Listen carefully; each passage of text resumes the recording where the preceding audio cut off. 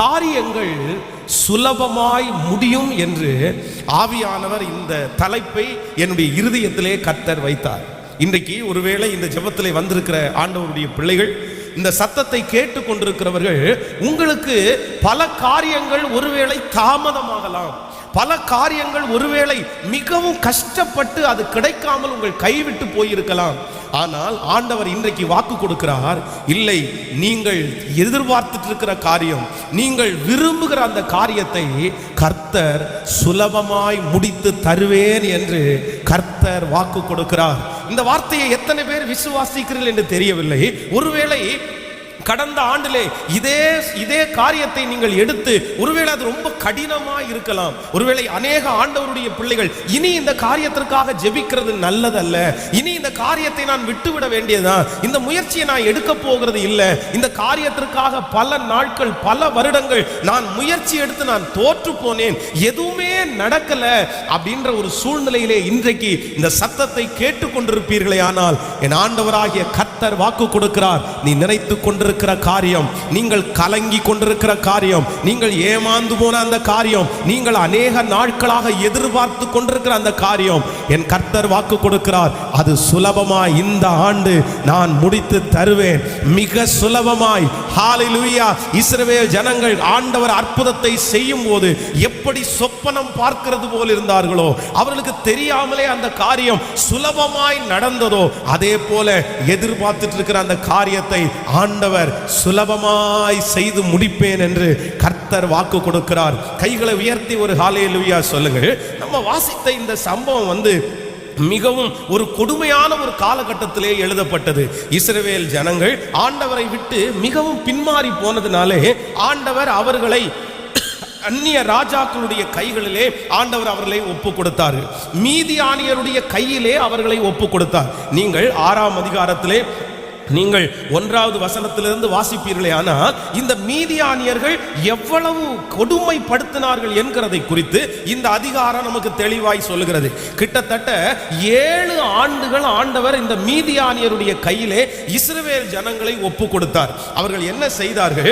நீங்கள் வேதத்தில் வாசிக்கும் போது நீங்கள் 2வது வசனம், மீதியானியருடைய கை இஸ்ரவேலின் மேல் பலத்து கொண்டபடினால் இஸ்ரவேல் புத்திரர் மீதியானியரின் நிமித்தம் தங்களுக்கு மலை உள்ள கெபிகளிலேயும் குகைகளிலேயும் அரணான ஸ்தலங்களையும் தங்களுக்கு அடைக்கலமாக்கி கொண்டார்கள். நன்றாய் கவனிங்கள் ஆண்டவருடைய பிள்ளைகளே, அந்த மீதியானியர் இஸ்ரவேல் ஜனங்களை, ஆண்டவருடைய பிள்ளைகளை ஒடுக்கிறதுனால அதை தாங்க முடியாம தங்களுடைய உயிரை தப்பித்துக் கொள்றதற்காக அவங்க மலைகளிலும் கெபிகளிலும் போய் ஒளிந்து கொண்டிருந்தார்கள். அப்போ இந்த காலகட்டம் மோசமான ஒரு காலகட்டம்.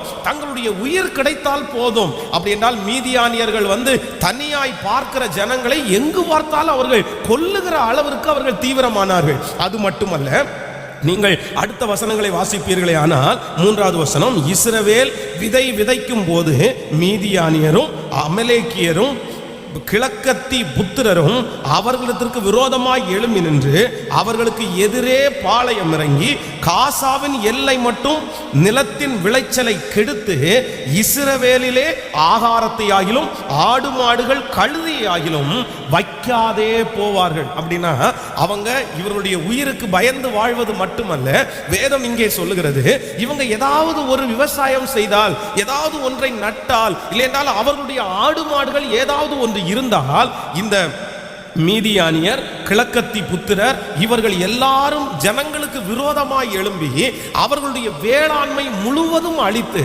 அவங்களுக்கு சாப்பாட்டுக்கே வழி இல்லாம பண்ணினாங்களாமா. இந்த மாதிரி ஒரு கொடுமைப்படுத்துகிற ஜனங்களுடைய கையிலே இஸ்ரவேல் ஜனங்கள் சிக்கி கொண்டார்கள். அவர்களை எதிர்த்து போரிடுவதற்கு அவர்களுக்கு பலன் இல்லை, எதிர்த்து பேசுவதற்கு ஆள் இல்லை. எல்லாருமே அவர்கள் ஒதுங்கி கொண்டார்கள். இவங்கள்ட்ட சண்டை போட முடியாது, ஆண்டவரே நம்மளை கைவிட்டாரு, நம்ம எப்படி போய் அவங்களுக்கு முன்னாடி நிக்கணும். ஆனா அப்படிப்பட்ட ஒரு சூழ்நிலையிலே தான் ஆண்டவர் கிதியோன் என்கிற ஒரு தேவனுடைய மனுஷனிடத்திலே பேசுகிறார். பராக்கிரமசாலியே, கர்த்தர் உன்னோடு கூட இருக்கிறாய், உனக்கு முன்பாக இருக்கிற ஜாதி பெரிய ஜாதி, உனக்கு முன்பாக இருக்கிற கூட்டம் ஏராளமான கூட்டம், உனக்கு முன்பாக இருக்கிற அந்த ஜனங்களுக்கு முன்பாய் எதிர்த்து நிற்கிறதற்கு உங்களுக்கு பலன் இல்லை. ஆனால் இஸ்ரவேலின் கர்த்தர் சொல்லுகிறார், ஒரே மனுஷனை முறியடிக்கிறது போல உனக்கு விரோதமாய் எழும்பி இருக்கிற மீதியானியரை நீ முறியடிப்பாய் என்று இஸ்ரவேலின் ஜெயபலமானவர் வாக்கு கொடுத்தார். வாக்கு கொடுத்தவர் அதோடு விடாமல் அந்த வாக்கு தத்தத்தை கர்த்தர் நிறைவேற்றினார். நான் நம்புகிறேன், நான் விசுவாசிக்கிறேன். என் அன்பு கர்த்தருடைய பிள்ளைகளே, உங்களுக்கு முன்பாகவும் இதே போல ஒரு சூழ்நிலையை நீங்கள் இப்பொழுது கடந்து வந்து கொண்டிருக்கலாம். இந்த வார்த்தை யாருக்காக ஆண்டவர் சொல்லுகிறார் என்று எனக்கு தெரியல. ஆனா இதே போல ஒரு சிச்சுவேஷன், இஸ்ரவேல் ஜனங்களுக்கு விரோதமாய் அவ்வளவு பெரிய கூட்டம் எப்படி எழும்பி இருக்கிறதோ அப்படியே உங்களுக்கு விரோதமாகவும் அந்த கூட்டங்கள் நின்று கொண்டிருக்கலாம். அந்த மனிதர்கள் எழும்பி நிற்கலாம். அவர்களை விரோதிக்கிறதற்கு யாராலும் முடியாது. அவர்களை ஜெயிப்பதற்கு ஒரு மனிதனாலும் முடியாது. நீங்கள் அவர்களை ஜெயிப்பதற்காக எத்தனையோ பிரயாசங்களை எடுத்து, எத்தனையோ முயற்சிகளை எடுத்து தோற்று போய் இந்த ஆராதனையிலே நீங்கள் கலந்து கொண்டிருக்கலாம். அவர்களை ஜெயிப்பது கடினம் என்று சுற்றி இருக்கிற ஜனங்கள் சொல்லலாம். நீ இந்த இடத்துல தோற்றுதான் போவாய். நீ எத்தனை முயற்சி எடுத்தாலும் அதுல வெற்றி நீ காண முடியாது. அது ரொம்ப கடினம். அது உன் குடும்பத்திற்கு நடக்காது. உன் ஞானத்திற்கு அது ஒத்து வராது. ஆனால் கர்த்தர் இன்றைக்கு உங்களுக்கு வாக்கு கொடுக்கிறார், இல்லை, இதுவரையிலும் உனக்கு கடினமாய் தெரிந்திருந்தாலும் கர்த்தர் பராக்கிரமசாலியே. இந்த ஜெபத்தில் இருக்கிற யாரோ ஒரு தேவனுடைய பிள்ளையை கர்த்தர் அழைக்கிறாய். நீ சோர்ந்து போய் இருக்கிறது என்ன? நீ மனம் தளர்ந்து இருக்கிறது என்ன? நான் உன்னை பலப்படுத்துவேன், நான் உன்னை தைரியப்படுத்துவேன். அந்த பிரச்சனையை, ஒரு சாதாரணமான பிரச்சனையை முறியடிக்கிறது போல, ஒரு மனுஷனை முறியடிக்கிறது போல நீ அந்த காரியத்தை ஜெயிப்பா என்று கர்த்தர் வாக்கு கொடுக்கிறார். ஆமென். நம்புறவர்கள் கரங்களை மேல உயர்த்தி, இயேசுவே நான் விசுவாசிக்கிறேன், ஹalleluya. அந்த வியாதியை சுலபமாய் நீங்கள் ஜெயித்து விடுவீர்கள். அந்த பண கஷ்டத்தை நீங்கள் சுலபமாய் ஜெயித்து விடுவீர்கள். உங்களுக்கு முன்பாக மலையை போல கடினமாய் தெரிகிற, இதை ஜெயிக்க முடியாதோ என்று தோன்றுகிற அந்த காரியத்தை, ஹalleluya, உங்களை பலப்படுத்துகிற கர்த்தர், உங்களுக்குள்ளே இருக்கிற மகா பெரிய தேவன் அதை சுலபமாய் செய்து முடிக்கிறதற்கு கர்த்தர் வல்லவராய் இருக்கிறார். ஆமென். இந்த வருடமும் எல்லா வருடத்தை போல கடினமாய் நான் வாழ வேண்டியது இருக்குமோ என்று நீங்கள் நினைக்கலாம். நான் கடினமா தான் உழைச்சாகணும் போல பாஸ்டர், நான் கடினமா தான் சில காரியத்தை செய்து முடிக்கணும் போல, இந்த வருஷமும் எனக்கு கடினமா தான் இருந்துருமோ அப்படின்னு உங்க மனசுல சந்தேகங்கள் எழும்பலாம். ஆனா இது என்னுடைய வார்த்தை அல்ல, இது கர்த்தருடைய வார்த்தையை சொல்லுகிறேன். இது சுலபமாய் முடிய போகிறது. ஆமென். ஒரு சகோதரி ஒரு விஷயம், ஒரு 2 ஆண்டுகளுக்கு முன்பாக அவர்கள் ஹாஸ்பிட்டலில் இருந்து அவங்க ஃபோன் பண்ணாங்க. அப்போ ஃபோன் பண்ணும்போது அவர்கள் நிறை மாத கர்ப்பிணி. அவர்கள் குழந்தையை பெற்றெடுக்க வேண்டிய நாள் முடிஞ்சிருச்சு. 5 நாள் எக்ஸ்ட்ரா ஆயிருச்சு. அப்போ டாக்டர்கள் வந்து அந்த நாள் முடியும் போதே சொன்னாங்களாமா, இல்ல நாள் முடிஞ்சிருச்சு, நம்ம இனி வச்சுக்க வேணாம், உடனே ஆபரேஷன் பண்ணி நம்ம எடுத்துருவோம். ஆனா இவங்க ஒரு விசுவாசம், இல்ல எனக்கு வந்து கர்த்தர் நார்மல் டெலிவரியை செய்வேன்னு கர்த்தர் சொல்லி இருக்கிறாரு. அப்போ 4 நாட்கள் அந்த ஹாஸ்பிட்டலே அட்மிட் பண்ணப்பட்டு 4 நாட்களும் அந்த டாக்டர் வந்து சொல்லிட்டே இருந்தாங்களாமா, ரிஸ்க் எடுக்காதீங்க, தேவையில்லாம ரிஸ்க் எடுத்துட்டு இருக்கிறீங்க. ஆனா இந்த சகோதரி ஜெபித்து கொண்டே வந்தாள். கடைசியில் பார்த்தீங்க அப்படின்னா அந்த கடைசி நேரத்தில் அவங்களுடைய அந்த குழந்தையினுடைய கழுத்தில் வந்து அந்த கொடி சுத்திருச்சு அப்படின்னு எனக்கு ஃபோன் பண்ணாங்க. பாஸ்டர், இனி அது முடியாது போல தெரியுது, அந்த குழந்தையினுடைய கழுத்துல கொடி சுத்தி இருக்கு, உடனே ஆபரேஷன் பண்ணி எடுக்காட்டா 2 உயிருக்குமே ஆபத்துன்னு சொல்றாங்க, என்ன பண்றதுன்னே தெரியல. நான் சொன்னேன், பயப்பட வேண்டாம், ஆண்டவர் உங்க கூட இருக்கிறாரு. கர்த்தருடைய சமூகத்துல அந்த சிஸ்டருக்காக அப்பொழுதே போன்ல பாரத்தோட ஜெபித்தேன். அந்த 5 நிமிஷத்துக்குள்ள ஆபரேஷன் பண்ணுவதற்காக, ஆபரேஷன் இனி பண்ணிடலாம் அப்படின்னு அந்த ஸ்ட்ரக்சரை வச்சு தள்ளி அந்த ஐசியூ வார்டுக்குள்ள கொண்டு போகும்போது குழந்தை அப்படியே நார்மல் டெலிவரியாய் பெற்றெடுக்கிறதற்கு கர்த்தர் உதவி செய்தார். அவருடைய தாயார் ஃபோன் பண்ணும்போது அவ்வளோ சந்தோஷமாய் அந்த மகள் அந்த குழந்தையை பெற்றெடுத்து சர்ச்சுக்கு கொண்டு வரும்போது என்கிட்ட சொன்னாங்க, பாஸ்டர், ஆண்டவர் வந்து என்னை ரொம்ப லெகுவா இந்த குழந்தையை பெற்றெடுக்க உதவி செய்தார். எல்லாரும் என்னை பயப்படுத்தினாங்க, நம்ம ஆண்டவரை போல பெரியவர் ஒருவரும் இல்லை என்று அறிக்கை செய்தார்கள். நான் நம்புறேன் அதே போல நீங்கள் அறிக்கை செய்ய போகிறீர்கள். ஒருவேளை இந்த ஜெபத்தில் இருக்கிற பெற்றோர்கள் ஒருவேளை உங்கள் வாழ்க்கையை கடினமாய் நீங்கள் வாழ்ந்திருக்கலாம், உங்கள் வாழ்க்கையை நீங்கள் கடினமாய் வாழ்ந்து கொண்டிருக்கலாம். ஆனா உங்களுடைய பிள்ளைகளை கர்த்தர் லெகுவாய் சுதந்தரிக்க பண்ணுவார். வேதத்திலே தாவீதை குறித்து வேதம் சொல்லுகிறது, அவன் தன்னுடைய ராஜாங்கத்தை காப்பாற்றுவதற்கு கடினமாய் அவன் உழைத்தான், மிகவும் கஷ்டப்பட்டான். ராத்திரி பகலாக அவன் தூங்காமல் இருந்து அந்த நாட்டை அவன் காப்பாற்றினான். நிறைய ராஜாக்களோடு அவன் யுத்தம் செய்தான். அவனுடைய உயிர் இந்த நேரத்தில் எடுக்கப்படும் என்று பெரிய பயமுறுத்தல்கள் வந்தது. ஆனால் எல்லாவற்றையும் ஜெயித்து ஒரு பெரிய ராஜ்யத்தை கட்டி எழுப்பினான். வேதம் சொல்லுகிறது, அவனுடைய மகனாகிய சாலோமனை எந்த யுத்தமும் இல்லாமல், எந்த சண்டையும் இல்லாமல் கர்த்தர் லெகுவாய் அந்த ராஜ்ய பாரத்தை சாலோமோனுடைய கையிலே கர்த்தர் தந்தார். அந்த தேவனாகிய கர்த்தர் தான் இன்றைக்கு வாக்கு கொடுக்கிறார், உன் பிள்ளைகள் அதை லெகுவாய் சுதந்தரிப்பார்கள். நீ கஷ்டப்பட்டு அடைந்த அந்த வெற்றியை உன் பிள்ளைகள் லெகுவாய் ஆமேன் சொல்லுங்கள், சத்தமாய் ஆமேன் சொல்லுங்கள். கர்த்தர் அந்த ஆசீர்வாதத்தை நமக்கு லெகுவாய் சுதந்தரிக்க பண்ண போகிறார். அது மிக சுலபமாய் கிடைக்க போகிறது. கர்த்தரே அதை வாய்க்க பண்ண போகிறார். ஆமேன் சொல்லுங்கள். நான் அடிக்கடி விசுவாசிக்கிறது போல, அதான் ஈசாக்கு தன்னுடைய பிள்ளையை பார்த்து, இவ்வளவு சீக்கிரம் எப்படி அகப்பட்டது, இந்த மிருகம் இவ்வளவு சீக்கிரம் எப்படி அகப்பட்டது?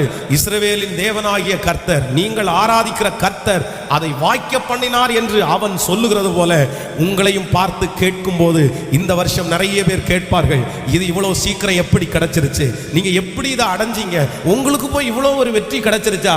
அப்ப நீங்க சொல்ல போறீங்க, என் தேவனாகிய கர்த்தர் என்னை சுலபமாய், ஆமேன் சொல்லுங்க, சுலபமாய் அதை சுதந்தரிக்க பண்ணினார். இது கர்த்தருடைய வார்த்தை. விசுவாசிக்கிறவர்களுக்கு அப்படியே நடக்கும். சொல்லுங்க, கைகளை எல்லாரும் உயர்த்தி ஒரு ஜெபத்தை அப்படியே செஞ்சிடலாம். ஆமேன், ஹalleluya, ஹalleluya.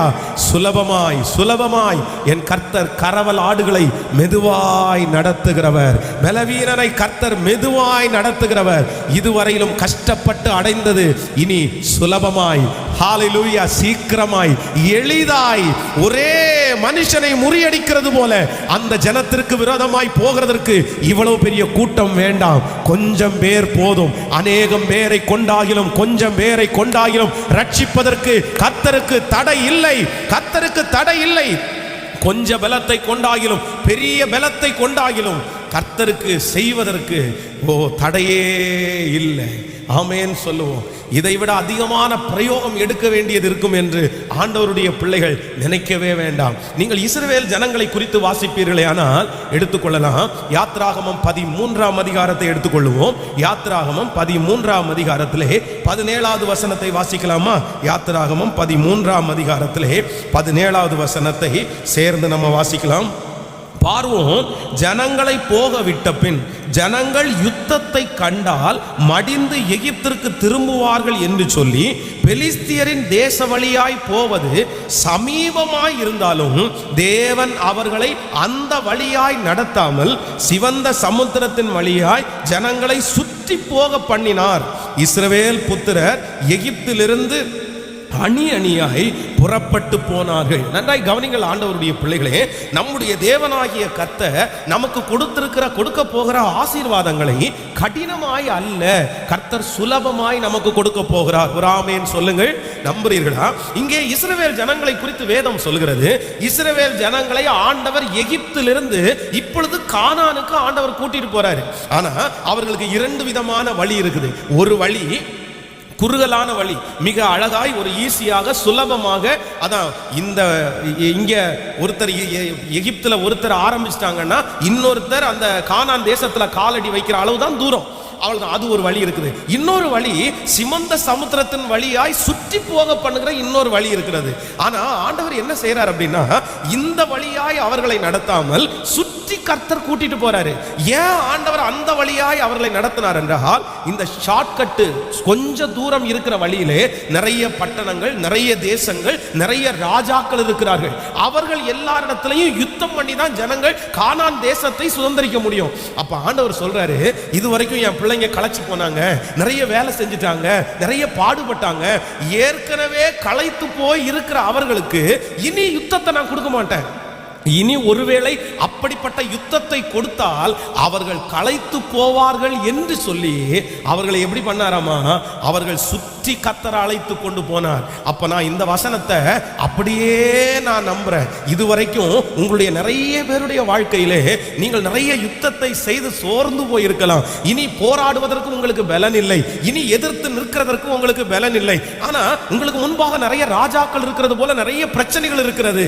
ஆனா கர்த்தர் இஸ்ரவேல் ஜனங்கள் களைத்து போவார்கள் என்று அவர்களை சுலபமாய் சுதந்தரிக்கிறதற்கு எப்படி கர்த்தர் அழைத்து கொண்டு போனாரோ அதே போல நீங்கள் நினையாத வழியிலே, நீங்கள் யோசிக்காத ஒரு வழியிலே இந்த ஆண்டு கர்த்தர் உங்களை நடத்த போகிறார். அந்த வழியிலே உங்களுக்கு யுத்தம் இராது, அந்த வழியிலே உங்களுக்கு எதிர்ப்பார் இல்லை. சத்தமாய் ஆமேன் சொல்லிக் கொண்டே இருங்கள். இது தீர்க்க தரிசனமான செய்தி, இது அப்படியே நடக்கும். அநேகர் இதை சாட்சியாய் சொல்ல போகிறீர்கள். ஹல்லேலூயா. என் தேவனாகிய கர்த்தர் உங்களோடு கூட இருப்பாரே. ஆனால் ஆம், ஆண்டவர் நடத்துகிற பாதை யுத்தமில்லாத பாதையிலே கர்த்தர் சுகமாய் நடத்துவார். ஆமே. நம்ம ஒரு பக்கத்துல எல்லாமே கடினம் கடினம் கடினம் அப்படின்னு நிறைய செய்திகளை கேட்டிருக்கிறோம். உண்மைதான் ஆண்டவருடைய பிள்ளைகளே, சில ஆண்டவருடைய பிள்ளைகளை சில ஆசீர்வாதத்தை கொடுப்பதற்கு ஆண்டவர் சில கடினமான பாதைகளிலே நடத்துகிறார்.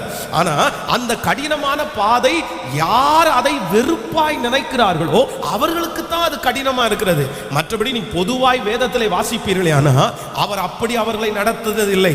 ஆண்டவர் பரிசுத்தவான்களுக்கு கொடுத்திருக்கிற ஆசீர்வாதத்தை, நிறைய ஆசீர்வாதங்களை எப்படி தான் கொடுத்திருக்கிறார்னா, அவர்களுக்கு தகுதி இல்லை, அவங்க போராடல, அவங்க சண்டை போடல, அது திடீரென்று கர்த்தரே அவர்களுக்கு அழகாய் அமைத்து கொடுத்தார். ஆமென் சொல்லுங்க. யோசேப்பை குறித்து நம்ம வாசிக்கும் போது சில நேரங்களிலே யோசிப்போம், 14 வருடங்கள் மிக பாடுபட்டு அந்த ஆசீர்வாதத்திற்கு போனான் என்று நம்ம நினைப்போம். உண்மைதான், சில பாடுகள் அவனுக்கு இருந்தது. ஆனால் வேதம் சொல்கிறது, எந்தெந்த இடத்துக்கெல்லாம் அவன் போனானோ அங்கெல்லாம் கர்த்தர் அவனுக்கு ஒரு பாதுகாப்பை வைத்திருந்தார். போத்திபாருடைய வீட்டுக்கு கடந்து போனான், போத்திபாருடைய கண்களிலே தயவு கிடைத்தது. சிறைச்சாலைக்கு கடந்து போனான், சிறைச்சாலை தலைவனுடைய கண்கள் அவனுக்கு கிடைத்தது. நீங்கள் பார்வோனுக்கு முன்பாக போய் நின்றால் பார்வோனுடைய கண்களிலே தயவு கிடைத்தது. அப்ப நான் நம்புறேன், ஒரு வெற்றியை சுதந்தரிக்கிறதற்கு ஆண்டவர் உங்களை வழி நடத்துகிற பாதை உங்களுக்கு கடினமாய் அல்ல, உங்களுக்கு உதவி செய்கிறதற்கு, உங்களை அங்கே கனப்படுத்துவதற்கு, உங்களை உற்சாகப்படுத்துவதற்கு யாரையோ ஒருவரை கர்த்தர் அங்கே நியமித்து உங்களை அதன் வழியாய்த்தான் கர்த்தர் நடத்தி கொண்டு போவார். என் தேவனாகிய கர்த்தர் உங்களுக்கு அது ஆயத்தம் பண்ணாம அந்த பாதையிலே கர்த்தர் உங்களை அழைத்து போவதே இல்லை. ஆமோதிக்கிறீர்களா? அப்போ என்னுடைய ஆண்டவர் வாக்கு கொடுக்கிறார், நான் உங்களை இந்த வருடம் சுலபமாய் சுதந்தரிக்க பண்ணுவேன். ஆமென் சொல்லுங்கள். இந்த வசனத்தை நான் தியானித்துக் கொண்டிருக்கும் போது இந்த தேவனுடைய மனுஷன் கர்த்தர் சொல்லப்படுகிற இந்த கிதியோன் அந்த ஆசீர்வாதத்தை கர்த்தர் சொல்லுகிறது போலவே சுலபமாய் அவர் முறியடித்து விட்டார். அவ்வளோ பெரிய கூட்டம், அத்தனை ஜனங்கள் இவர்களுக்காக பயந்து வாழ்ந்து கொண்டிருக்கிறார். ஒரு மனுஷனை கர்த்தர் எழுப்புறாரு, இவர் எப்படி அதை சுதந்தரிக்க முடிஞ்சிருச்சு அப்படின்னு நான் தியானிக்கும் போது இந்த கிதியோனுடைய ஒரு 3 கேரக்டரை குறித்து ஆண்டவர் என்னோடு கூட பேசினார். அப்ப அந்த கேரக்டர் இன்றைக்கு ஆண்டவருடைய பிள்ளைகளுக்கு மிக தேவை. அதை கர்த்தரிடத்தில் பெற்றுக்கொள்ள வேண்டும். நம்பர் 1, முதலாவதாக ஒரு வசனத்தை நம்ம வாசிக்க போகிறோம். எல்லாரும் எடுத்துக்கொள்ளலாம். நம்ம இந்த காரியங்களை சுலபமாய் அடைவதற்கு ஒரு வசனத்தை வாசிக்க போகிறோம். எடுத்துக்கொள்ளலாம். 6ஆம் அதிகாரம் 21வது வசனத்தை நம்ம வாசிக்க போகிறோம். இல்லையெனில் 15லிருந்து நம்ம வாசிக்கலாம். நியாயாதிபதிகளின் புஸ்தகம் 6ஆம் அதிகாரம் 15வது வசனத்திலிருந்து, அதற்கு அவன், என் ஆண்டவரே, நான் இஸ்ரவேலை எதினாலே ரட்சிப்பேன்? இதோ மனாசையில் என் குடும்பம் மிகவும் எளியது, என் தகப்பன் வீட்டில் நான் எல்லாரிலும் சிறியவன். அதற்கு கர்த்தர், நான் உன்னோடே கூட இருப்பேன், ஒரே மனுஷனை முறியடிக்கிறது போல நீ மீதியானியரை முறியடிப்பாய் என்றாய். நன்றாய் கவனிங்கள் ஆண்டவருடைய பிள்ளைகளே, இந்த கிதியோனுடைய ஃபர்ஸ்ட் கேரக்டர் என்னுடைய இருதயத்தை மிகவும் அசைத்தது. அப்படின்னா ஆண்டவர் சொல்றாரு, பராக்கிரமசாலியே, கர்த்தர் உன்னோடு கூட இருக்கிறார் அப்படின்ற ஒரு வார்த்தை வருகிறது. ஆண்டவர் பொய் சொல்லி ஆண்டவர் கூப்பிட மாட்டாரு. கண்டிப்பா ஆண்டவர் உண்மையா தான் கூப்பிடுவாரு. அப்போ கிதியோனுக்கு ஆண்டவர் வச்ச பேர், எந்த பேர் வச்சார் அப்படின்னா பராக்கிரமசாலி என்று பேர் வைத்தார். பராக்கிரமசாலியே, பராக்கிரமசாலியே. அந்த கூட்டத்தில் எத்தனையோ பேர் இருக்கிறார்கள், எத்தனையோ பெரிய பெரிய பெரிய ஆட்கள், பெரிய பெரிய பலம் உள்ளவர்கள் இருக்கிறார்கள். அவர்களை பார்த்து ஆண்டவர் பராக்கிரமசாலியேன்னு கூப்பிடல. ஆனா கிதியோனை பார்த்து ஆண்டவர் பராக்கிரமசாலியே அப்படின்னு கூப்பிடுறாரு. ஏன் அப்படின்னா, இந்த மீதியானியர்கள் எல்லாம் யார் அந்த நிலத்திலே விவசாயம் பண்ண வந்தாலும் அந்த விவசாயத்தினுடைய அவர்கள் பண்ண அந்த நிலங்களிலே அந்த கதிர்கள் விளைந்து வரும்போது அந்த விளை நிலங்களை சேதப்படுத்தி அந்த விளை நிலங்களை எடுக்க வந்தவர்களை துரத்தினார்களாம். அதனால்தான் நம்ம முன்னாடி தியானிச்சோம், அவங்க எல்லாருமே மலைகளிலும் குகைகளிலும் போய் அடைக்கலம் தேடினார்கள். இவர்களுக்கு பயந்து யாருமே அந்த நாட்களிலே விவசாயம் பண்ணல, யாருமே தங்களுடைய வயல் நிலத்துக்கு போகல. ஒருவேளை நம்ம வயல் நிலத்துக்கு போனோம்னா நம்ம விதைப்போம், அது நல்ல அறுவடையா வரும், அது நம்மளால அறுக்க முடியாது. ஆனா கிதியோனை குறித்து வேதம் சொல்லுது, அவ்வளவு பிரச்சனையின் மத்தியிலையும் அத்தனை எதிர்ப்பின் மத்தியிலையும் எல்லாரும் அவர்களுக்கு எதிராக இருந்து தன்னை சுற்றி இருக்கிறவர்கள் வீட்டில் உட்கார்ந்துட்டு இருக்கும் போது இவன் ஒரே ஒரு மட்டும் விவசாயம் பண்ணது மட்டும் இல்ல, விவசாயம் பண்ணி அதுல நல்ல நெற்கதிர்கள் வந்து அந்த அறுவடை நாட்களில் மீதியானியர்கள் எல்லா தோட்டத்தையும் நாசம் பண்றது போல என் தோட்டத்தை நாசம் பண்றதுக்கு நான் விட மாட்டேன்னு சொல்லி அந்த நிலத்திற்கு ராத்திரி பகலா காவல் இருக்கிறான். அதனாலதான் ஆண்டவர் அவனை பார்த்து கூப்பிடுறாரு, பராக்கிரமசாலியே. ஏப்பா, எல்லாருமே ஒளிஞ்சு வீட்டுல போய் உட்கார்ந்து இருக்கிறாங்க, ஆனா நீ மட்டும் இவ்வளவு பெரிய தைரியசாலியா? உனக்கு பயமே வராதா? உன்னுடைய விவசாயத்தினுடைய நிலத்தை இல்லைன்னா விவசாயம் பண்ணின அந்த ஆசீர்வாதத்தை நீ எடுக்கணுன்றதுக்காக நீங்க வாசி பாருங்க, அவ்வளோ ஒரு ஆசீர்வாதமா இருக்கும். அவங்க யாருமே அதை வந்து எடுக்காதபடிக்கு அவன் ஒரு தனி பர்சன், ஒரே ஆளு அதை அவர்களுடைய கைக்கு தப்பு வைக்கிறதுக்கு என் நிலத்துல வந்து நீங்க வந்து எப்படி பார்க்க முடியும்? நான் நட்டதை நீ எப்படி எடுத்துட்டு போக முடியும்? சரி, நீ வா, நான் பாத்துக்கிறேன் அப்படின்னு உட்கார்ந்து இருக்கிறான். ஆனா ஆண்டவர் பராக்கிரமசாலியே அப்படின்னு கூப்பிட்டு, நான் உன் கூட இருக்கிறேன், நீ முறியடிச்சிருவேன்னு சொல்லும் போது இந்த கிதியோன் என்ன சொல்றான் தெரியுமா? கர்த்தராகிய ஆண்டவரே, நான் இஸ்ரவேலை எதனால் ரட்சிப்பேன்? மனாசையில் என் குடும்பம் மிகவும் சிறிய குடும்பம். அப்ப நான் நம்புறேன் அவனுக்குள்ள தைரியம் இருக்குது, அவனுக்குள்ள பலன் இருக்குது. எல்லாரும் வீட்டில் ஒளிஞ்சு போயிருக்கும் போது இவன் வந்து இங்க உட்கார்ந்து இருக்கிறான். ஆனா ஆண்டவரே அவனை பராக்கிரமசாலியேன்னு கூப்பிடும் போதும் ஆண்டவரை பார்த்து சொல்றாரு, இல்ல, அந்த இஸ்ரவேல் ஜனங்களை மீதியானியருடைய கையில் இருந்து தப்பிக்கிறதற்கு எனக்கு என்ன இல்லைன்னா பலன் இல்லை. மனாசேலே என் குடும்பம் மிகவும் சிறியது. என் அன்பு கர்த்தருடைய பிள்ளைகளே, ஒன்று நினைத்துக் கொள்ளுங்கள், நீங்கள் சில காரியங்களை சுலபமாய் செய்து முடிக்க வேணுமா? அது சுலபமாய் நடக்கணுமா? எனக்கு பலன் இருக்கு அப்படின்னு நீங்க சொன்னீங்கன்னா அது சுலபமா முடியாது. உங்களுக்கு பலனே இருக்கலாம், நான் படிச்சிருவேன், நான் ஜெயிச்சிருவேன், நான் முன்னேறிடுவேன், எனக்கு தெரியாதா, நான் செட்டில் ஆயிடுவேன், நான் அப்படி பண்ணிடுவேன். நான் சொல்றேன், உங்களை குறித்த நம்பிக்கை இல்லை, உங்களை குறித்து நீங்களே அப்படி மேலாய் நினைக்கிற வரைக்கும் அந்த காரியத்தில் நீங்கள் வெற்றி அடைய முடியாது. இன்னைக்கு நிறைய பேர் தங்களுடைய காரியத்தை கடினமாய் அவர்கள் முடிக்கிறதுக்கு என்ன காரணம்? இன்னும் அவங்களுக்கு நடக்காததுக்கு என்ன காரணம்? அவங்களுக்கு ஏன் அந்த காரியம் கைகூடி வரல அப்படின்னு சொன்னா, அவங்க மேல அவங்களுக்கு ரொம்ப கான்ஃபிடென்ட் அதிகம், அவங்க மேல அவங்களுக்கு ஒரு பெரிய நம்பிக்கை, ஒரு பெரிய பெருமை. இஸ்ரவேல் ஜனங்கள் வந்து கர்த்தருக்கு விரோதமாய் பாவம் செய்யும் போது மோசே சொல்லுவாரு, நீங்க யாருமே பிரயாணத்தை தொடராதீங்க, ஆண்டவர் உங்க கூட இல்ல, ஆண்டவர் உங்க கூட இல்லாதனால அவருடைய கோபம் ஆறுகிற வரைக்கும் இந்த இடத்துல தரித்திருங்க அப்படின்னு மோசே சொல்லும் போது ஒரு கூட்ட ஜனங்கள் வந்து அப்படியெல்லாம் இல்ல, கர்த்தர் எங்க கூட இருக்கிறாரு, நாங்க போவோம் அப்படின்னு சொல்லி ஒரு கூட்டம் போனாங்க. வேதம் சொல்லுகிறது, அங்க கர்த்தர் கொடுக்கிற தேசம், அந்த இடத்துல உனக்கு யுத்தம் இல்லைன்னு கர்த்தர் சொன்னாரு. ஆனா அந்த தேசத்திலிருந்து கொஞ்சம் பேர் கிளம்பி வந்து இவர்களை பல மைல் தூரம் துரத்தினார்கள் என்று வேதம் சொல்லுகிறது. அப்ப இன்றைக்கு இந்த ஜெபத்துல இருக்கிற ஒரு தேவனுடைய பிள்ளை அறிஞ்சு கொள்ளணும், ஒரு காரியத்தை ஆண்டவர் உங்களுக்கு சுலபமா முடிக்கணும் அப்படின்னா, உங்களுக்கு பலன் இருந்தா கூட கர்த்தர் சமூகத்துல என்ன சொல்லணும் அப்படின்னா, ஆண்டவரே எனக்கு பலன் இல்லை, கர்த்தருடைய கரத்திலே உங்களை தாழ்த்துவீர்களே ஆனால், நீங்கள் ஒப்பு கொடுப்பீர்களே ஆனால். நம்ம அப்படி பலன் இல்லைன்னா ஆண்டவரிடத்துல பலன் இல்லைன்னு சொல்லிடுவோம். ஆனா பலன் இருந்துச்சு அப்படின்னா கண்டிப்பா நம்ம பலன் இல்லைன்னு கர்த்தரிடத்துல சொல்ல மாட்டோம். எனக்கு தெரியும் ஆண்டவரே, எனக்கு தெரியும், அதனால தானே நம்ம ஜெபம் பண்ணாம இருக்கிறோம். உங்களுக்கு தெரியுன்றதுக்காக தானே நீங்க ஜெபம் பண்ணல, உங்களுக்கு தெரியுன்றதுனால தானே நீங்க சர்ச்சுக்கு வரல, உங்களுக்கு தெரியுன்றதுக்காக தானே ஆண்டவரை தேடல. நான் பார்த்துக்கிறேன், நான் பண்ணிக்குவேன். இல்லவே இல்லைங்க, எல்லாமே எதில் ஆரம்பிக்குதுன்னா கர்த்தர் உங்களுக்கு கொடுக்கிற கிருபையினாலே மட்டும்தான் ஆரம்பமாகிறது. எத்தனை பேர் விசுவாசிக்கிறீங்க? ஸோ இன்றைக்கு இந்த கிதியோனை போல கர்த்தருடைய சமூகத்தில் முதலாவதாக நம்ம எப்படி ஒப்பு கொடுக்க போறோம்னா, இந்த வருஷத்தில் கர்த்தர் உங்களுக்கு சுலபமாய் அதை கைகூடி வர பண்ண போகிறார். யாருக்கு தெரியுமா? யாருக்கு தெரியுமா? ஆண்டவரே, என்னில் வல்லமை பலனும் ஒன்றுமே இல்லை, அன்பின் இரட்சகா என்னோடு இரு. என்னில் வல்லமை பலனும் உங்களுடைய தாளந்துகளை மறைத்து, உங்களுடைய தைரியத்தை மறைத்து, உங்களுடைய எல்லா விதமான ஆசீர்வாதங்களையும் மறைத்து, இல்ல ஆண்டவரே, இல்ல ஆண்டவரே, நான் என்ன முயற்சி எடுத்தாலும், நான் நடலாம், நான் நீர் பாய்ச்சலாம், ஆனால் விளைய செய்கிறவர் யார் என்றால் கர்த்தரே விளைய செய்கிறவர். கைகளை உயர்த்தி அப்படியே தாழ்த்துங்க பார்க்கலாம். தகப்பனார் ஒரு வீட்டில் தாழ்த்தணும், மனைவி ஒரு வீட்டில் தாழ்த்தணும், பிள்ளைகள் ஒரு வீட்டில் தாழ்த்தணும். எல்லாரும் இருதயத்தின் ஆழத்தில் இருந்து, தகப்பனே என்னை முழுவதுமாக நான் தாழ்த்துகிறேன் சொல்லுங்கள். அப்பா, நான் தாழ்த்துகிறேன். அந்த காரியம் சுலபமாய் முடிய போகிறது.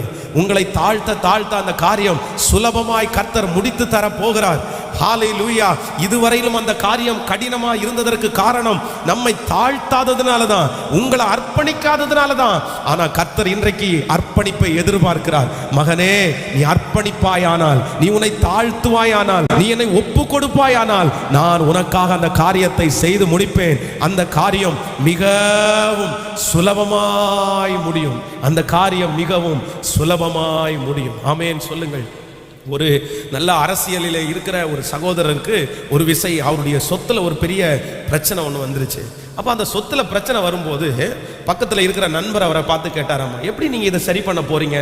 இவ்வளோ பெரிய பிரச்சனை, இவ்வளோ பெரிய கேஸ் போட்டிருக்காங்க அப்படின்னு. உடனே அவர் சொன்னாராமா, இந்த டைம் ஜெயிச்சது யாருன்னு தெரியும்ல, இந்த டைம் ஜெயிச்சது என்னுடைய சொந்தக்காரர், எங்க கட்சி ஜெயிச்சிருக்கு. அதனால இதுவே போன ஆட்சியில இருந்துச்சுன்னா கண்டிப்பா என்னால பண்ண முடியாது, பட் இந்த ஆட்சியில நான் கண்டிப்பா பண்ணிடுவேன். அதெல்லாம் பெரிய பிரச்சனை இல்லை. என் மச்சானுக்கு ஒரு ஃபோன் பண்ணி அடிச்சு சொன்னாலே எல்லாத்தையும் கிளியர் பண்ணிடுவாரு. அது ஒரு முக்கியமான ஒரு இடத்தினுடைய பிரச்சனை.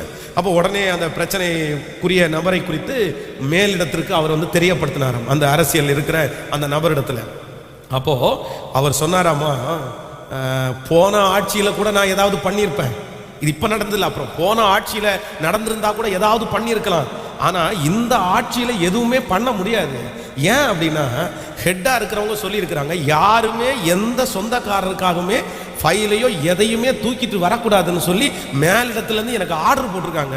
அதனால மச்சான், இந்த டைம் மட்டும் என்னால எதுவும் பண்ண முடியாது, நீங்க யாரையாவது ஒருத்தரை பாத்துங்கன்னு சொன்னாங்க. அந்த மனுஷன் அந்த பிரச்சனைக்காக என்னென்னமோ பண்ணி பார்த்தாராமா. அடியாள் வச்சு மிரட்டி பார்த்தாரு, அரசியல்வாதிகளை வச்சு திட்டி பார்த்தாரு, போலீஸை வச்சு இது பண்ணி பார்த்தாரு, எதுலையுமே அந்த பிரச்சனை குறையவே இல்லை. ஒரு நாள் இவர் ரொம்ப போராடிட்டு இருக்கிறத பார்த்து அவங்க மனைவி ஒரு நாள் கூப்பிட்டு, ஏங்க, நீங்க யாரையோ முயற்சி எடுத்து பார்த்தீங்க, உங்க பலத்தினால என்னென்னமோ செய்யணும்னு நினைச்சீங்க, நான் ஒன்னு சொல்றேன், நீங்க வாங்க இந்த குடும்ப ஜபத்துல உட்கார்ந்து ஒரு விஷயம் ஆண்டவரை பார்த்து, ஆண்டவரே, நான் என்ன பலத்தால ஒன்றும் முடியல, நான் என்னமோ பிரயாசம் எடுத்துட்டேன், முடியல, நான் தோற்று போயிட்டேன், நான் ஃபெயிலியர், நீங்க தான் ஜெயிக்கிறவங்கன்னு கர்த்தருக்கு முன்னாடி நீங்க சொல்லுங்க, நீங்க அறிக்கை செய்யுங்க, கர்த்தர் உங்களுக்கு அற்புதம் செய்வார். உடனே இந்த கணவனார் சரிம்மா, கண்டிப்பா, இனி ஒரு வழியே இல்லைன்னு கர்த்தர் சமூகத்தில் அந்த இரவு குடும்ப ஜபத்துல அப்படியே சாஷ்டாங்கமா விழுந்த ஆண்டவரத்துல சொன்னாராமா, நான் தோற்று போயிட்டேன் ஆண்டவரே, நான் தோற்று போயிட்டேன் ஆண்டவரே. கர்த்தர் சொன்னாராமா, நீ என் சமூகத்துல விழுந்துட்ட இல்லைன்னா நீ தோற்று போகல, நீ இன்னையில தான் ஜெயிக்க ஆரம்பிக்கிற. அடுத்த 3 வாரத்துக்குள்ள எந்த நபர் பிரச்சனைக்குரிய நபரோ அந்த நபரே எல்லா கேஸையும் நாங்க வாபஸ் வாங்கிக்கிறோம், எந்த பிரச்சனையும் இனி உங்களுக்கு வராதுன்னு அவர்களே அந்த பிரச்சனையிலிருந்து ரிலீவ் ஆகி போறதற்கு கர்த்தர் உதவி செய்தார். கர்த்தர் அந்த குடும்பத்தை கனப்படுத்தினார். அப்ப நான் நம்புறேன், தேவன் மட்டும் நம்மோடு கூட இருப்பாரையானால் அந்த காரியங்கள் நடக்கும். அப்போ சுலபமாய் சில காரியத்தை நீங்க அடையணும் அப்படின்னா நீங்க பிடிச்சு வச்சிருக்க கூடாது. ஏன் நான் பண்ணுவேன் அப்படி அல்ல. ஆண்டவரே, நான் ஒன்றுமில்லை, என் பரலோக ராஜாவுக்கு முன்னாடி நீங்க பார்த்துக்குங்க ஆண்டவரே, நீங்க வழக்காடுங்க, நீங்க கிரியை செய்யுங்க, ஆண்டவரே காரியத்தை வாய்க்க பண்ணுவார். நான் நம்புகிறேன், எனக்கு தலைவர் அவர்தான், எனக்கு அதிகாரி அவர்தான், என்னை உயர்த்துகிறவர் அவர்தான், என் கையில் எதுவும் இல்லை, எல்லாம் அவர் கையிலே. மனாசையில் என் குடும்பம் மிகவும் சிறியது. சொல்லுங்க, என் குடும்பம் சிறியது, நான் சிறியவன். சொல்லுங்க, நானோ சிறுமையும் எளிமையானவன், கர்த்தரோ என்மேல் யாரெல்லாம் அந்த வார்த்தையை சொன்னாங்களோ எல்லாரையும் கர்த்தர் ஆசீர்வதிச்சாரு. உங்களையும் கர்த்தர் ஆசீர்வதிப்பாரு. அது சுலபமா முடியும். கையை உயர்த்தி உங்க பிரயாசத்துல ஓடாதீங்க. கைகளை உயர்த்தி சத்தமா இருக்கிற இடங்களிலே கைகளை உயர்த்தி சொல்லுங்கள், இயேசுவே என் கையிலே வல்லமை பலன் ஒன்றுமே இல்லை. சொல்லுங்க, என் கையில வல்லமை பலன் ஒன்றும் இல்லை. என் கையிலே வல்லமை பலன் ஒன்றுமே இல்லை. என் கையிலே பலன் வல்லமை ஒன்றும் இல்லை. எங்களோடு கூட நீர் இரும். ஆமென் சொல்லுங்க. நம்பர் 2, இரண்டாவதாக இந்த கிதியோன் இதை சுலபமாய் சுதந்தரிக்க, தனக்கு விரோதமாய் இருந்த இவ்வளோ பெரிய கூட்டத்தை ஒரே மனுஷனை முறியடிக்கிறது போல ரொம்ப சுலபமா இதை எப்படி சுதந்தரித்தார் என்கிறதை குறித்து இரண்டாவதாக நான் தியானிக்கும் போது ஆண்டவர் ஒரு நல்ல வார்த்தையை கர்த்தர் என்னோடு பேசினார். வாசிக்கலாமா? 18வது வசனத்திலிருந்து வாசிக்கலாம். நியாயாதிபதிகள் 6ஆம் அதிகாரம் 18வது வசனத்திலிருந்து, நான் உம்மிடத்திற்கு என் காணிக்கையை கொண்டு வந்து உமக்கு முன்பாக வைக்கும் அளவும் இவ்விடம் விட்டு போகாதிருப்பீராக என்றார். அதற்கு அவர், நீ திரும்பி வரும் மட்டும் நான் இருப்பேன் என்றார். உடனே கிதியோன் உள்ளே போய் ஒரு வெள்ளாட்டு குட்டியையும் ஒரு மரக்கால் மாவிலே புளிப்பில்லாத அப்பங்களையும் ஆயத்தப்படுத்தி இறைச்சியை ஒரு கூடையிலே வைத்து ஆணத்தை ஒரு கிண்ணத்திலே வைத்து அதை வெளியே கர்வாலி மரத்தின் கீழே அவனிடத்தில் கொண்டு வந்தார். நீங்கள் 21வது வசனத்தை வாசிக்கலாம். அப்பொழுது கர்த்தருடைய தூதன் தமது கையில் இருந்த கோலின் நுனியிலே நீட்டி இறைச்சியையும் புளிப்பில்லாத அப்பத்தையும் தொட்டார். அப்பொழுது அக்கினி கற்பாறையிலிருந்து எழும்பி இறைச்சியையும் புளிப்பில்லாத அப்பத்தையும் பட்சித்தது. கர்த்தரின் தூதனோ என்றால் அவர்கள் கண்களுக்கு மறைந்து போனார். அப்பொழுது கிதியோன் அவர் கர்த்தருடைய தூதன் என்று கண்டு, ஐயோ கர்த்தராகிய ஆண்டவரே, நான் கர்த்தருடைய தூதனை முகமுகமாய் கண்டேன் என்றார். அதற்கு கர்த்தர், உனக்கு சமாதானம், பயப்படாதே, நீ சாவதில்லை என்று சொன்னார். அங்கே கிதியோன் கர்த்தருக்கு ஒரு பலிபீடத்தை கட்டி அதற்கு யெகோவா ஷாலோம் என்று பெயரிட்டார். அது இந்நாள் வரைக்கும் அபியேசேரின் ஊராகிய ஓப்ராவில் இருக்கிறது. அன்று ராத்திரி கர்த்தர் அவனை நோக்கி, நீ உன் தகப்பனுக்கு இருக்கிற காளைகளில் 7 வயதான 2ஆம் காளையை கொண்டு போய் உன் தகப்பன் இருக்கிற பாகாலின் பலிபீடத்தை தகர்த்து அதன் அருகே இருக்கிற தோப்பை வெட்டி போடு. நன்றாய் கவனிங்கள் ஆண்டவருடைய பிள்ளைகளே, நீங்கள் தொடர்ந்து வீட்டில் போய் நீங்க வாசிப்பீர்களே. ஆனால் 12வது வசனம் முதலே ஆண்டவருக்கும் இந்த கிதியோனுக்கும் ஒரு மிகப்பெரிய டிஸ்கஷன் நடந்துட்டே இருக்குது. ஃபர்ஸ்ட் எதுல ஸ்டார்ட் ஆகுது அப்படின்னா 11வது வசனம். அதற்கு பின்பு கர்த்தருடைய தூதன்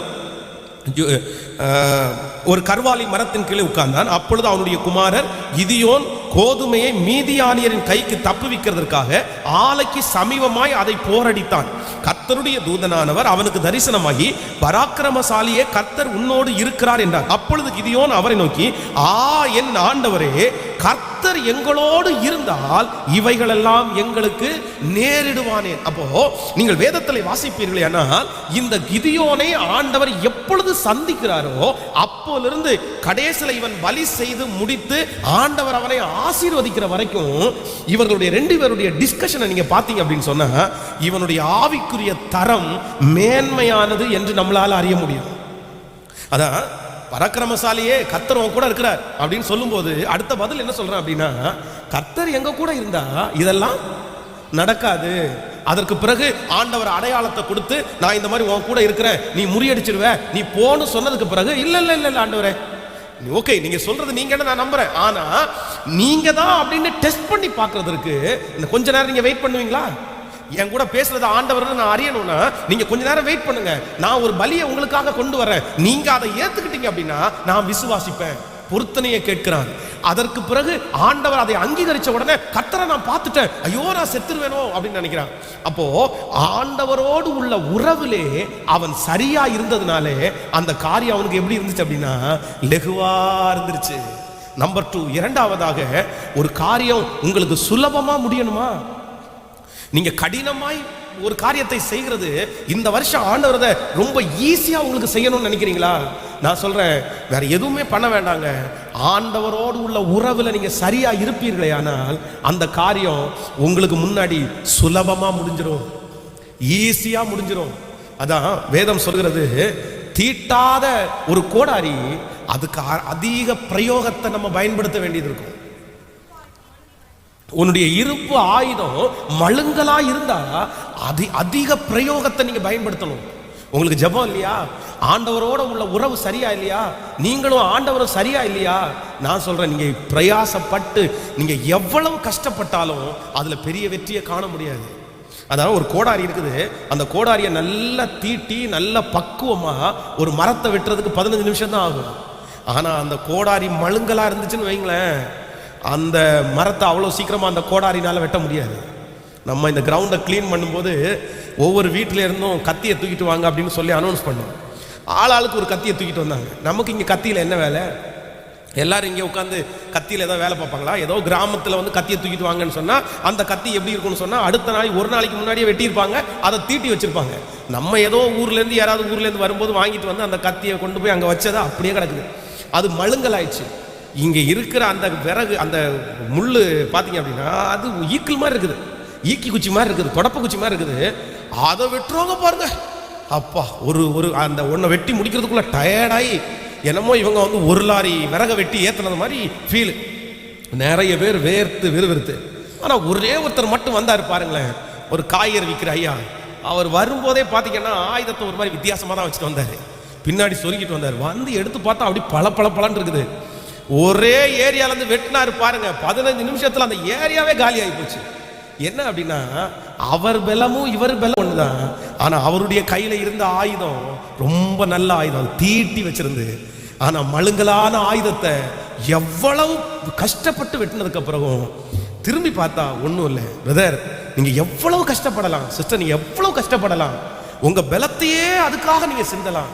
ஆனா ஆண்டவரோடு உள்ள உறவு உங்களுக்கு சரியா இல்லை அப்படின்னா அதெல்லாம் எங்க தான் போடுறது மாதிரி இருக்கும்னா பொத்தலான பையில. அதை பெருசா நீங்க சுதந்திரித்தது மாதிரி தெரியும், ஆனா ஒண்ணுமே இருக்காது, ஒண்ணுமே இருக்காது. இந்த கிதியோன் சுலபமாய் வெற்றி அடைகிறதுக்கு வேற எதுவும் காரணம் இல்லை, ஆண்டவரோடு உள்ள உறவு. இந்த வருஷம் தீர்மானிங்க, அவரே அல்லாமல் நம்மளால் ஒன்றும் செய்ய சொல்லுங்க, சத்தமா சொல்லுங்க. முடியுமா? ஏதாவது செய்ய முடியுமா? எதுவும் செய்ய முடியாது, எதுவும் செய்ய முடியாது. ஆண்டவரே, நீங்க ஜெபத்துக்கு முக்கியத்துவம் கொடுங்க, நீங்க பரிசுத்தத்துக்கு முக்கியத்துவம் கொடுங்க, நீங்க ஆண்டவரோடு உள்ள உறவுக்கு முக்கியத்துவம் கொடுங்க. நான் நம்புறேன், காற்று இருக்காது, மழை இருக்காது, ஆனா உங்க பள்ளத்தாக்கு தண்ணீரால நிரப்பப்படுறத நீங்க பாப்பீங்க, அற்புதம் நடக்கிறத பாப்பீங்க, உங்க பாத்திரம் நிரம்பி வழிகிறத பாப்பீங்க, கர்த்தர் அந்த காரியத்தை கைகூடி வருகிறத பாக்குறீங்க. அதற்கு மாறாக நீங்க எத்தனை இடத்துல அலைஞ்சாலும் உங்க அலைச்சல் தான் வீணு, உங்க பிரயாசம் தான் வீணு. நீங்க ரொம்ப அலைய வேண்டாம், நீங்க ரொம்ப திரிய வேண்டாம். நான் சொல்றேன், நீங்க கர்த்தர் சமூகத்திலே உட்கார்ந்தாலே போதும். ஆமென் சொல்லுங்க. நம்ம அதை உதிக்கிறவருடைய வெளிச்சத்திற்கு ராஜாக்கள் ஜனங்கள் தேடி வருவார்கள். நீங்க கர்த்தரோட இருங்க ஆண்டவருடைய பிள்ளையே. அடைக்கப்பட்ட வாசல் உங்களுக்காக தன்னை போல திறக்கும். என் ஆண்டவர் தம்முடைய நாமத்திற்காய் காண்பித்த அன்புள்ள பிரயாசத்தை மறந்து விடுவதற்கு அவர் அநீதி உள்ள தேவன் அல்ல, அநீதி உள்ள தேவன் அல்ல. அவர் அநீதி உள்ள மனுஷனா? கிடையாது, கிடையாது. நீங்க கர்த்தரோட இருந்தா கர்த்தர் உங்களோட இருப்பார், நீங்கள் செய்கிறதை வாய்க்க பண்ணுவார், அவர் உங்களை நடத்துவார். அவரை மட்டும் உறுதியாய், எனக்கு கர்த்தரோடு உள்ள உறவு சரியா இருந்தா போதும், எனக்கு எல்லாமே தன்னாய் தேடி வரும். ஆமென். கைகளை உயர்த்தி சொல்லுவோம், ஆண்டவரே நான் நம்புகிறேன். இந்த சத்தத்தை எத்தனை பேர் விசுவாசிக்கிறீங்கன்னு எனக்கு தெரியல, எத்தனை பேர் கேட்குறீங்கன்னு எனக்கு தெரியல. மறைவிடத்தில் ஜெபிக்கிற ஜெபத்தை கேட்கிறவர் தான் கர்த்தர். உங்க முழங்காலுக்கு அவ்வளவு பெரிய வலிமை இருக்குது, உங்க ஜெபத்திற்கு அவ்வளவு பெரிய வலிமை கர்த்தர் வச்சிருக்கிறாரு, கர்த்தரோடு உள்ள உறவுக்கு அவ்வளவு பெரிய வலிமை கர்த்தர் வச்சிருக்கிறாரு.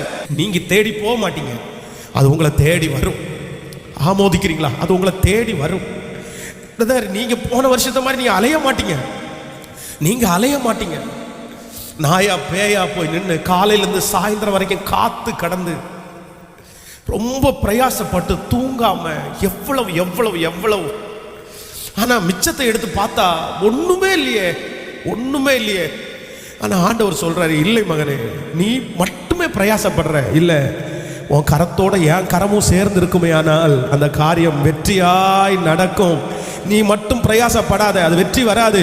என்னோடு சேர்ந்து பிரயாசப்பட்டால் வெற்றி வரும். கைகளை எல்லாரும் உயர்த்தி, இயேசுவே அப்படிப்பட்ட ஒரு கிருபையை தாரும் என்று கேளுங்கள். ஹalleluya. நன்றி ஆண்டவரே, உம்மோடு செலவிடும் ஒவ்வொரு நிமிடமும் வீணாக போகாதையா. என்னை பலவானாய் மாற்றுதையா. பாடுவோம். உம்மோடு செலவிடும் ஒவ்வொரு நிமிடமும் வீணாக போகாதையா. என்னை பலவானாய் மாற்றுதையா. கைகளை உயர்த்தி ஓ தேவ பிரசன்னம் என்ன ஆனந்தம். ஓ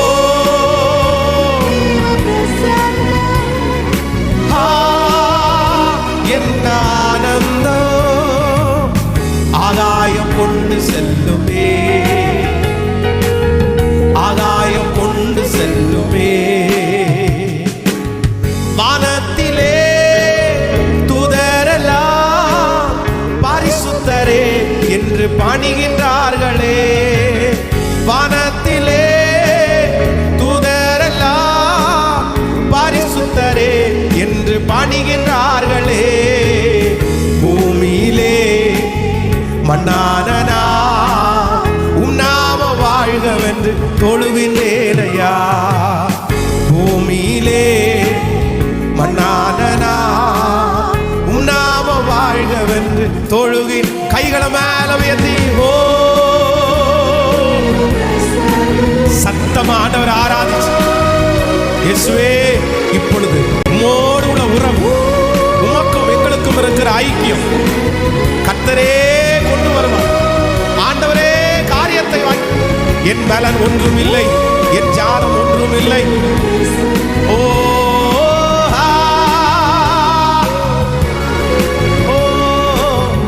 ஆகாயம் கொண்டு செல்லுமே,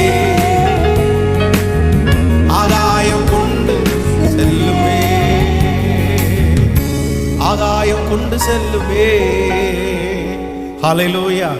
நீங்க ரொம்ப கவனமா இருங்க, இதுல ரொம்ப கவனமா இருங்க. உங்க வாழ்க்கை நல்லா வரணும்ன்ற ஆசை எல்லாருக்குள்ள இருக்குது. நான் நம்புறேன் கண்டிப்பா நம்ம நல்லா வரணும், நல்லா வாழணும், எதிரிக்கு முன்னாடி சாட்சியா நிக்கணும்ன்ற அந்த எண்ணம் எல்லாருக்குள்ளேயும் இருக்குது. ஆனா அதற்கு உங்க பிரயோகத்தை மட்டும் யூஸ் பண்ணணும்னு நினைக்காதீங்க. உங்க ஸ்டைல், உங்க பாணி. நான் சொல்றேன் எத்தனையோ பேர் ஜெயிச்சிருக்கலாம், ஆனா நம்மளால ஜெயிக்க முடியாது. நான் உங்களுக்கு ஒன்று தேவை, ரொம்ப தேவையானது. கர்த்தர் இல்லாம நீ எதுல கை வச்சாலும் அதுல வெற்றியை என்னால நீங்க சரியான வெற்றியை பார்க்க முடியும்னு நான் சொல்ல மாட்டேன். உலகத்தான் பார்த்துடலாம், ஆனா ஆண்டவரை அறிஞ்சவங்க நீங்க பார்க்க முடியாது. அதனால இந்த வருடம் இது இந்த முதல் மாதம் தான். இந்த மாதத்துல ஒரு பொருத்தனையோட இந்த ஞாயிற்றுக்கிழமை ஆராதனையை முடிங்க. என்னன்னா ஆண்டவரே நம்மை தேடி வரும், நம்முடைய பாதத்துல கொண்டு வந்து எல்லாத்தையும் வைப்பாங்க. நமக்காகவே வழிகள் அப்படியே திறக்கும். என்ன பாஸ்டர் நான் ஜெபம் பண்ணிட்டு தானே இருக்கிறேன். அவிசுவாசப்படாதீங்க. கர்த்தரை உறுதியா பற்றி பிடிங்க. நான் நம்புறேன் கர்த்தரால் ஆகாத காரியம் என்று ஒன்று உண்டோ? அவரால் ஆகாதது என்று ஒன்று உண்டோ? நீங்க மட்டும் உங்களுடைய ஆயுதம் மட்டும் தீட்டப்பட்டதா இருக்குமே, ஆனால் நீங்க செய்கிற காரியம் எல்லாம் வாய்க்கும். நீங்க அதிக பிரயோகத்தை நீங்க என்ன பண்ண மாட்டீங்கன்னா லகுவா இருக்கும், ஈஸியா இருக்கும். ஆமென். இன்னைக்கு நீங்க கடினமா இருக்கிறீங்க அப்படின்னா ஒரு ஃபுல்ஃபில்லான பிரேயர் லைஃப், ஒரு ஆண்டவரோட நெருக்கம் இல்லை. வெறும் ஜெபத்துல இருந்தா போதாது, வெறும் பைபிள் வாட்சா போதாது. அந்த உறவு இருக்கு பாருங்களேன், ஆண்டவருக்கு உங்களுக்கு இருக்கிற அந்த உறவு, அதை ஸ்திரப்படுத்தணும். அப்படி ரசிச்ச உறவு உங்களுக்கு வேணும், அவரோட வாழ்ற உறவு எங்களுக்கு வேணும். சிலருக்கு உட்கார்ந்து ஜெபம் பண்றதுக்கு டைம் இருக்காது, ஆனா 24 மணி நேரமும் ஆண்டவரோடையே இருப்பாங்க. நீங்க செய்கிறது எல்லாமே கர்த்தர் வாய்க்க பண்றதற்கு வல்லவராக இருக்கிறார். மூணாவது ஒரு காரியத்தை சுருக்கமாய் சொல்லி உங்களை ஜெபித்து நேரம் நடத்த போறேன். வாசிக்கலாம். அதே நியாயாதிபதிகள் ஒரு வசனத்தை வாசிக்கலாம். 6ஆம் அதிகாரத்திலே 6வது வசனத்திலிருந்து வாசிக்கலாம். இப்படி மீதியானியாராலே இஸ்ரவேலர் மிகவும் சிறுமைப்பட்டார்கள். அப்பொழுது இஸ்ரவேல் புத்திரர் கர்த்தரை நோக்கி முறையிட்டார்கள். இஸ்ரவேல் புத்திரர் மீதியானியர் நிமித்தம் கர்த்தரை நோக்கி முறையிட்ட போது கர்த்தர் ஒரு தீர்க்கதரிசியை அவரிடத்திற்கு அனுப்பினார்.